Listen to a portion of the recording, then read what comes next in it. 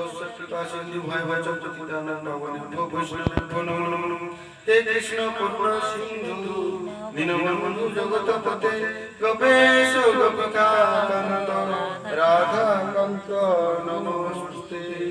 পরিত্রাণায় সাধনায় বিনাশায় চ দুষ্কৃতাং ধর্ম সংস্থাপনার্থায় সম্ভবামি যুগে যুগে। জয় জয় শ্রী গুরুদাই গৌর সুরনাথ প্রেমানন্দে হরি বল। তাহলে কোনখানেটা থেকে গেছে? ওই যে বশিষ্ঠ মুনি পুত্র শক্তির ছেলে পরাশর, তিনি তার বাবাকে রাক্ষসে খেয়ে নিয়েছে শুনে তিনি সবাইকে মেরে দেওয়ার জন্য উদ্যত হলেন এবং সেই বশিষ্ঠ মুনি বললেন যে তাহলে তুমি যে মেরে দেবে এটা ব্রাহ্মণের কোনো হিংসা করা ব্রাহ্মণের শোভা পায় না। এই জন্য তাকে কিছু আগে পূর্বে ঘটে যা বৃত্তান্ত শোনাচ্ছে। তাহলে ভৃগু বংশে একজন রাজারা সব ভৃগু বংশে সবাইকে মেরে দিচ্ছিল, এমনকি গর্ভে যে ছোট ছোট সন্তান ছিল তাকেও পেট চিরে পর্যন্ত তারা হত্যা করে দিয়েছিল। এমন সময় ভৃগু পত্নী তিনি কি করলেন না, তার স্বামীর দেওয়া সন্তানকে রক্ষা করার উদ্দেশ্যে তিনি কি করলেন না, প্রাণপণে ছুটে পালিয়ে যাচ্ছে, গর্ভ পেটে নিয়ে বাচ্চা পেটে নিয়ে তিনি ছুটে পালিয়ে যাচ্ছে। রাজারা সব ঘিরে ধরে তাকে মারবার জন্য চেষ্টা করলেন, আর সেইখানেই বাচ্চার জন্ম হয়েছিল। সেই প্রসব হয়ে যাওয়ার পর বাচ্চাটা জ্যোতি এত বেশি বেড়ে গেল যে তাদের দিকে অন্ধ হয়ে গেল। আবার তার মা তাদেরকে দয়া করে তাদের সমস্ত চক্ষু ফিরিয়ে দিল। এত চিন্তিত তপস্যা এবারে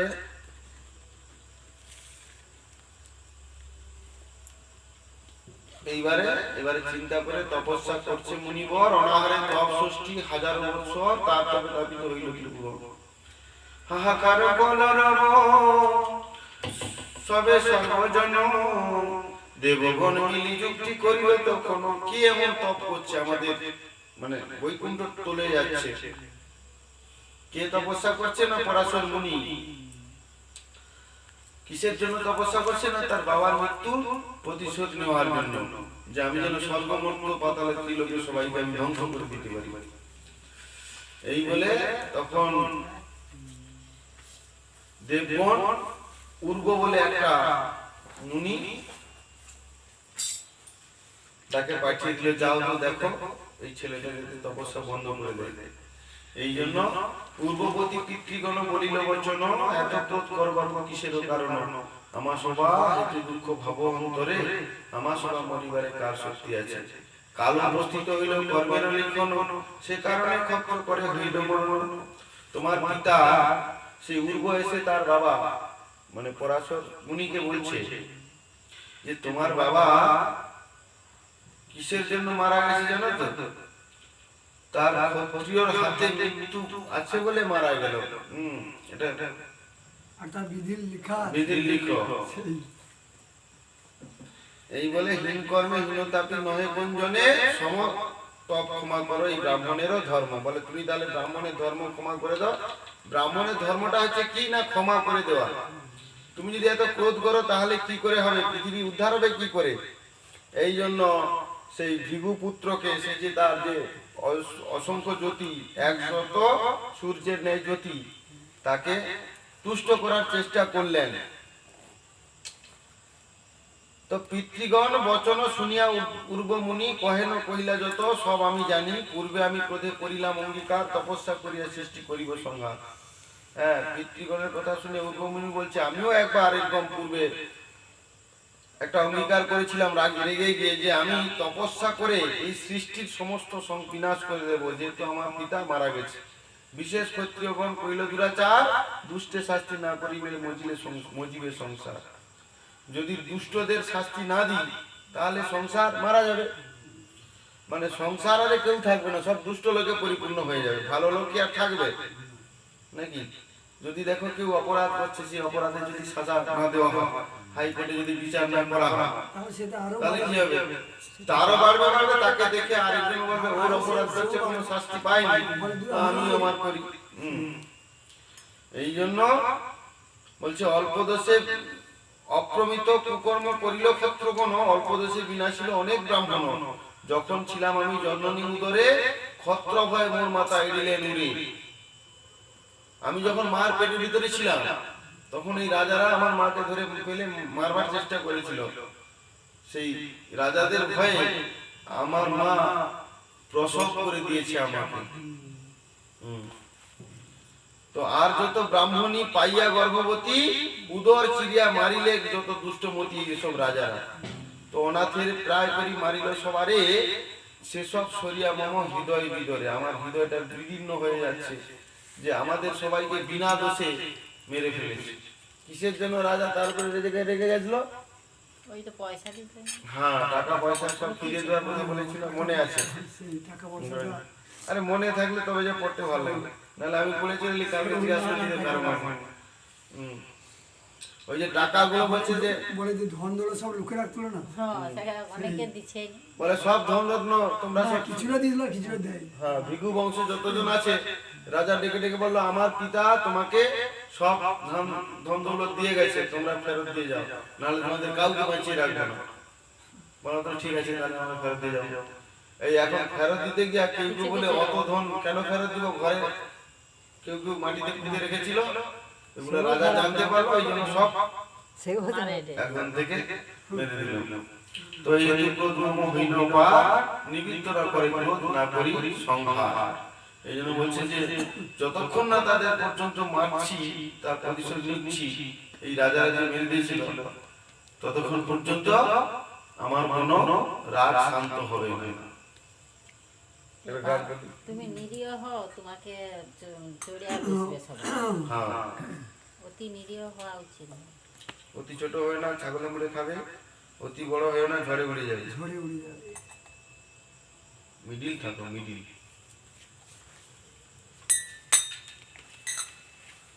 কে বলে পাগল রয়েছো কোথায়, রয়েছো কত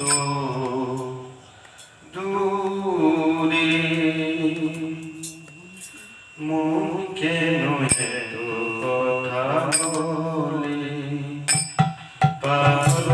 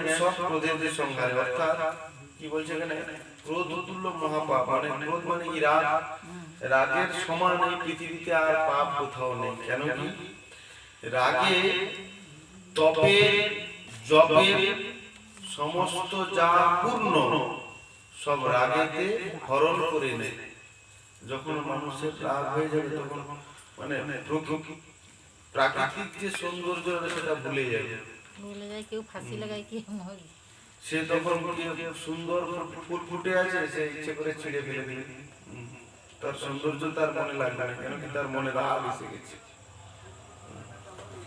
বিশেষ যদি ক্রোধ চণ্ডাল গণন এসব গুনিয়া বাপু পরশ করুন যারা চণ্ডাল হয় তাদের খুব রাগ তারা খুব রাগী হয় এই জন্য তুমি ব্রাহ্মণ তুমি রাগ সম্বরণ করো আমরা তোমার পিতৃগণ গুরুজন আমার সবার বাক্য না করো লঙ্ঘন নিবৃত্ত করিতে যদি নাহি দোষপতি উপায় কহি যে এক শোনো মহামতি ত্রৈলোক্যে জনের প্রাণ জলের ভিতরে জল বিনা মুক্তে বাঁচে না সংসারে সে কারণে জল মধ্যে এক প্রধান জলের হিংসা পাইবে সুখ পূর্ব বলে নানাঙ্গিক সবার বচন সমুদ্রে ত্রিলোক বিপুল নন্দন অদ্বৈত মুনির পদে অনুমোদিত যে দ্বাদশ যোজনীতি বলে সিন্ধু মাঝে বৈশিষ্ট্য বলে তত পূর্বের কাহিনী এত অপরাধ ক্ষমা হইল অপূর্ব মুনি এত শুনি পরাশর ক্রোধে শান্ত হইল রাক্ষসে মারিল পতি মারিব বলি অঙ্গীকার হইল রাক্ষস আমার তাতে করিল লঙ্ঘন পিতৃ বৈরি নিশাচর করিব তাহলে কি বললেন এখানে